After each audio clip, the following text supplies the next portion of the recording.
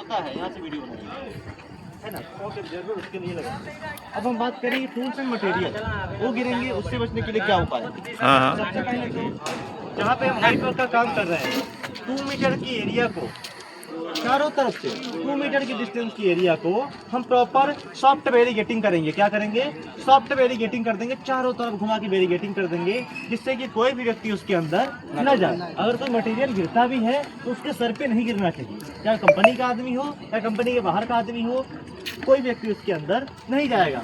उसको हम क्या बोलते हैं? Line of fire. क्या बोलते हैं? Line of fire. उस एरिया को हम डेंजर जोन में रखते हैं। किसके जोन में? डेंजर जोन में, क्योंकि वहाँ से कुछ भी गिर सकता है। हाँ, वहाँ पे हम टैग लगा देंगे कि डेंजर का है, ठीक है।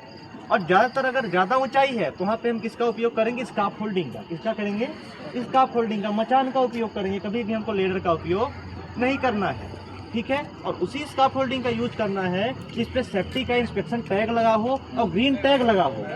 3 टैग लगाए जाते हैं इसके फोल्डिंग में, आपका रेड, येलो और ग्रीन। अगर रेड है मतलब उसको आप छूना भी नहीं है, उसके पास भी नहीं जाना है, वो कब कोलैप्स हो जाएगा, कब टूट जाएगा, उसका कोई भरोसा नहीं है। येलो है मतलब कि वो वर्क कंडीशन में नहीं है, लेकिन वो गिरेगा नहीं, यूँ रखा हुआ है।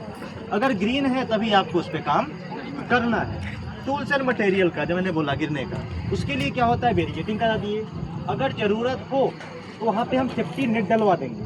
क्या डलवा देंगे? ऊपर सेफ्टी नेट डलवा देंगे, जिससे कुछ भी गिरता है तो उस नेट के ऊपर गिरेगा, किसी व्यक्ति के ऊपर नहीं गिरेगा। समझ गए? अब बात करें कि हाइट वर्क पे क्या क्या चीज़ें हमको नहीं करना है। क्या क्या चीज़ें नहीं करना है?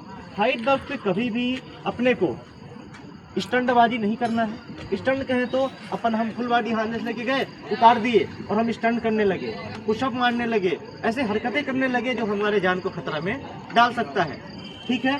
और कभी भी अकेले काम नहीं करना है। हाइट पे कभी भी सोलो वर्क नहीं किया जाता। सोलो कहें तो अकेला आदमी हाइट पे कभी काम नहीं करेगा, क्योंकि अकेला आदमी अगर जवान है तो गर्लफ्रेंड की याद में खो गया, कोई अपने परिवार की याद में खो गया, कोई माँ के याद में खो गया, कोई बीमारी में खो गया, तो कोई गाना सुनने लगा, तो अकेला काम नहीं करना है। उसके साथ एक व्यक्ति रहेगा जो कि उसको टाइम टाइम पे बात करता रहेगा, हालचाल पूछता रहेगा, तो आपका ध्यान जो है तो उस काम के प्रति रहेगा। ये आदमी कई बार खो जाता है यार, होता है कि नहीं? होता है। तो 2 लोगों को काम करना, ठीक है। पानी बॉटल हमेशा अपने साथ रखेंगे। गर्मी का मौसम है, चक्कर आ सकता है। क्या आ सकता है? चक्कर आ सकता है। हालांकि यहाँ पे काम नहीं है, लेकिन मैं चाहता हूँ कि आप कहीं भी जाएं तो आप सीख के जाएं, तो वहाँ सामने वाले सेफ्टी डिपार्टमेंट ने को सिखाया। और हमारा मेन उद्देश्य क्या रहता है? चीज़ों को सीखना और चीज़ों को सिखाना। हमारा बोलना तभी सफल होगा जब आप इससे कुछ सीख पाएंगे। समझ रहे हैं? मैं इसको एक देखिए मीटिंग नहीं मानता। होता नहीं चलिए 6 मिनट का एक प्रोसीजर कर लो, मैं ये नहीं मानता। मैं ये मानता हूँ कि मेरे कितना मैं आपको सिखा सकूँ इस बात कि आपकी जान बची रहे, आप सुरक्षित अपने घर जाओ, बड़ी खुशी मिलेगी दिल से। समझ रहे हैं ना? हाइट वर्क पे क्या क्या हम इक्विपमेंट यूज करते हैं? सबसे पहले 2 प्रकार की रस्सी यूज की जाती है, एक पीपी रोप, एक कर्नामेंटल रोप। क्या होता है? एक पीपी रोप होता है, एक कर्नामेंटल रोप होता है। रोप ग्रिप फॉलोएस्टर यूज किया जाता है, रिट्रैक्टेबल फॉलोएस्टर यूज किया जाता है, ग्रिप डिसेंडर यूज किया जाता है। ये सब चीज़ें हाइट वर्क पे यूज की जाती है। अगर आपसे कोई पूछ दे कि जो सेफ्टी बेल्ट वाला लेनियार्ड होता है उसकी लंबाई कितनी होती है, उसमें जो हुक लगा होता है उसको क्या बोलते हैं? रस्सी। वो हुक समेत 2 मीटर का होता है और उसको हम स्नैप हुक लॉक बोलते हैं। क्या बोलते हैं? स्नैप। उसमें स्नैप टाइप का रहता है, स्नैप लॉक बोलते हैं, ठीक है ना। बाकी जितने इक्विपमेंट हैं, रिट्रैक्टेबल फॉलोएस्टर, रॉप ग्रिप फॉलोएस्टर, ग्रिप डिसेंडर, इसके बारे में कभी आपको दोबारा बता दूंगा अच्छे से, इसको कैसे यूज़ करना है और कैसे क्या क्या प्रिकॉशन लेने हैं। हाइट वर्क का समझ गए आप लोग? कितने ऊपर जाएंगे तो हमको फटल होने का संभावना है, मृत्यु की संभावना है। 1.8 मीटर से ऊपर जाएंगे तब 1.8 मीटर पे हैं तो हम क्या हैं? ऐसे जगह पे हैं जहाँ से गिरेंगे सबको चोट लगेगी। और बहुत लोगों का मन नहीं लग रहा है, मुझे ये भी पता है। कुछ लोग ऐसे पीछे झांक रहे हैं। हेलो भैया, क्या बताया मैंने? क्या बताया मैंने?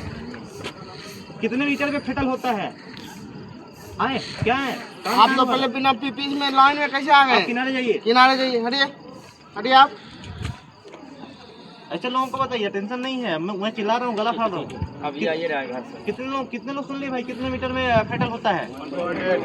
उससे ऊपर जाएंगे तब 1.8 के तो 6 फीट। 6 फीट का आदमी देख खड़ा कर लो और उसके ऊपर जाओगे तो आप फटल होने का संभावना है। और हाइट वर्क कब मानेंगे? इतना भी काम कर रहे हो अगर तो हाइट वर्क पे ही हम हाइट वर्क की परिभाषा मैंने शायद आपको नहीं बताया। हाइट वर्क का परिभाषा भूल गया बताओ। हाइट वर्क का परिभाषा क्या होता है? ऐसा कोई काम जहाँ से हम कुछ दूरी तक गिर सकते हैं और हमको चोट लग सकती है, उसको हम क्या बोलेंगे? Height work. यहाँ से तो हम कुछ दूरी पे गिरेंगे नहीं, ऐसे जगह पे हम काम कर रहे हैं जहाँ से हम कुछ दूरी तक गिर सकते हैं और हमको चोट लग सकती है, वो हमारा होता है हाइट वर्क। ठीक है, वर्क एट हाइट उसको बोलते हैं। चलिए समझ गए सभी लोग? अच्छा लगा? अच्छा लगा ना? चलिए एक बार ताली बजा दो यार, बहुत बहुत धन्यवाद।